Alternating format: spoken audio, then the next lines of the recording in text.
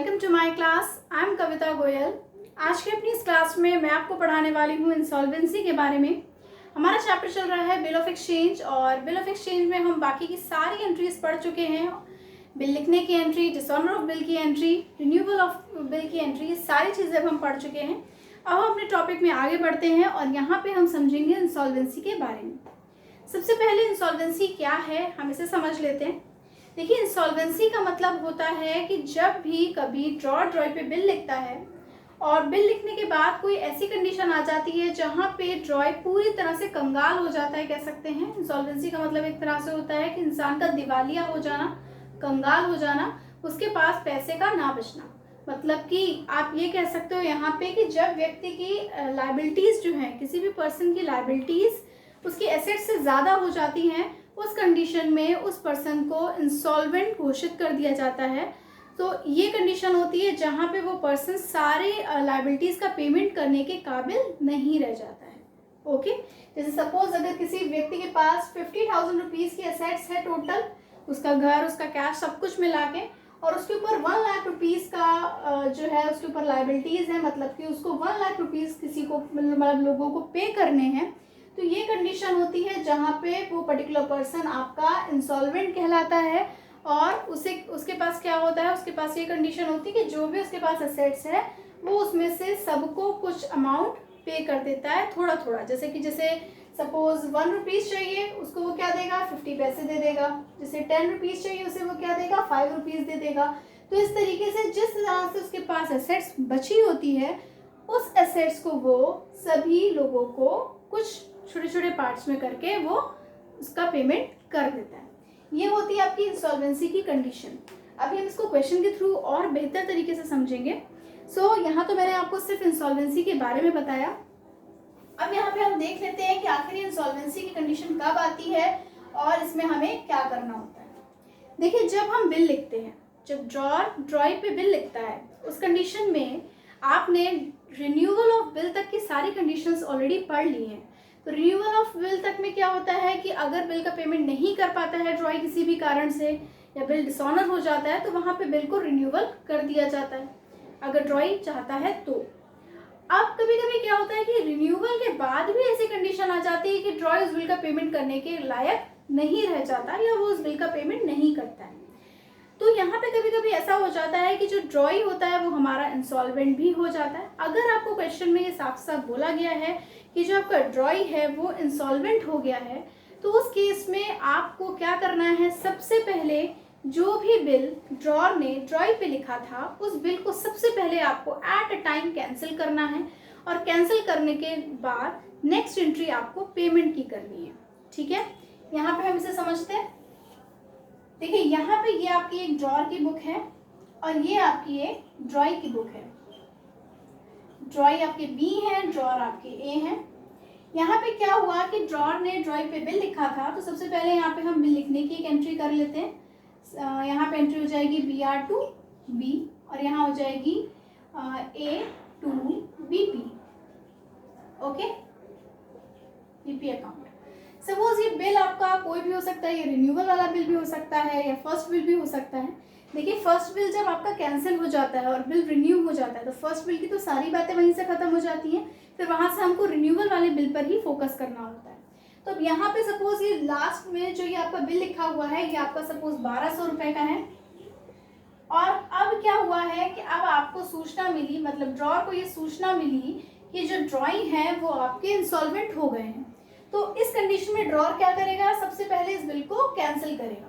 Bill cancel करने की आपको मैंने अपनी की जो एंट्री है वो मैंने आपको रिन्यूअल ऑफ बिल के जो वीडियो है उसमें मैंने आपको बताई हुई है। बिल कैंसिल करने की जो एंट्री होती है उसमें आपकी बिल लिखने की एंट्री पलट जाती है। तो यहाँ पे आप बिल लिखने की एंट्री को पलट देंगे और एंट्री हो जाएगी B टू BR अकाउंट।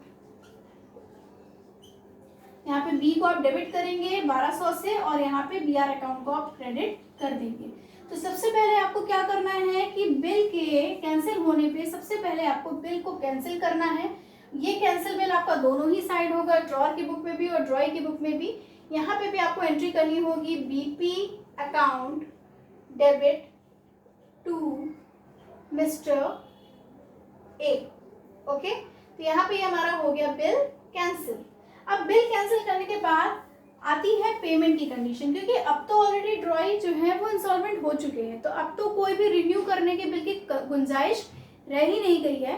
तो इस केस में क्या किया जाता है कि बी से पैसा लिया जाता है और बी उतना पैसा देता है जितना वो दे सकता होता है। मतलब कि जैसे अगर बी के पास मान लीजिए 1 लाख रुपीज़ की एसेट्स है, सॉरी 1 लाख की लाइबिलिटीज़ है, उसके पास एसेट्स सपोज 50,000 की ही बची है, तो उस कंडीशन में क्या होता है कि बी कितना पैसा आपको दे सकता है, आपका जो भी अमाउंट होगा उसका 50% बी आपको दे देगा। या अगर बी के पास जस्ट 25,000 रुपीज़ की एसेट्स बची है और उसके पेमेंट टोटल करना है 1 लाख रुपीज़ का, तो इसके यहाँ पे रेशियो देख लिया जाता है। तो रेशियो के अकॉर्डिंग आपको क्वेश्चन में बता दिया जाएगा, इतना आपको निकालना नहीं पड़ेगा। तो सपोज यहाँ पे बी अपने रेशियो में 4 पार्ट ही पे कर पा रहा है, सॉरी यहाँ पे रेशियो इस तरह से नहीं, ऐसे आएगा 25,000 अपॉन में 1 लाख, तो यहाँ पे आपका आ गया 1/4। तो जिस भी हिसाब से ट्रॉय पेमेंट करने के काबिल होता है वो टोटल अमाउंट में से उतना अमाउंट पे कर देता है। कितना अमाउंट वो पे कर रहा है ये आपको क्वेश्चन में गिवन होगा, वहाँ पे आपको बता दिया जाएगा कि वो 1 रुपीज़ में से 50 पैसा पे कर रहा है, या 1 रुपीज़ में से 25 पैसा पे कर रहा है, या 1 रुपीज़ का 1/4 पार्ट पे कर रहा है। उस कंडीशन में आपको उतना अमाउंट निकालना है और उसका कैश पेमेंट यहाँ पे दिखाना है। कैश पेमेंट की एंट्री कैसे होती है, उसे कैलकुलेट कैसे करते हैं, ये दोनों ही चीज़ मैं आपको बताऊँगी। देखिए सबसे पहले हम एंट्री देख लेते हैं। ड्रॉई इस बिल का पेमेंट करेगा तो ड्रॉई के पास से क्या होगा, कैश जाएगा, जो चीज़ जाती है वो आपकी क्रेडिट होती है, तो कैश अकाउंट आपका क्रेडिट होगा और कैश किसके पास जाएगा, मिस्टर ए के पास, तो ए आपके यहाँ पे डेबिट होंगे। ठीक है, देखिए ए यहाँ पे आपके क्रेडिट है कितने से, 1200 रुपये से, मतलब कि ए को कितना पैसा लेना था, 1200 रुपये लेने थे, तो यहाँ पे भी ए डेबिट कितने से होंगे, ये अकाउंट क्रेडिट है 1200 से, तो ये अकाउंट डेबिट भी होगा आपका 1200 से ही, क्योंकि अकाउंट्स का रूल होता है जो अकाउंट जितने से क्रेडिट है उसे उतने से डेबिट करेंगे तो ही वो जीरो होगा। अगर इसे हम कम अमाउंट से डेबिट करेंगे तो ये अकाउंट हमारा जीरो नहीं होगा। हमें ए को पेमेंट करना है, इनका सारा जो लेना देना है उसे हमें पूरा क्लियर करना है, क्या आज के डेट में ख़त्म करना है, क्योंकि ऑलरेडी ड्रॉई इंसॉल्वेंट हो चुके हैं, तो इन्हें सब कुछ अपना लेना देना यहीं से ख़त्म करना है। तो ये कम्प्लीटली ए जितने से क्रेडिट है उतने से डेबिट करके इसके अकाउंट को क्लोज कर देंगे और उसके बाद क्या करेंगे, इसमें से कुछ पेमेंट कैश में ए को कर देंगे।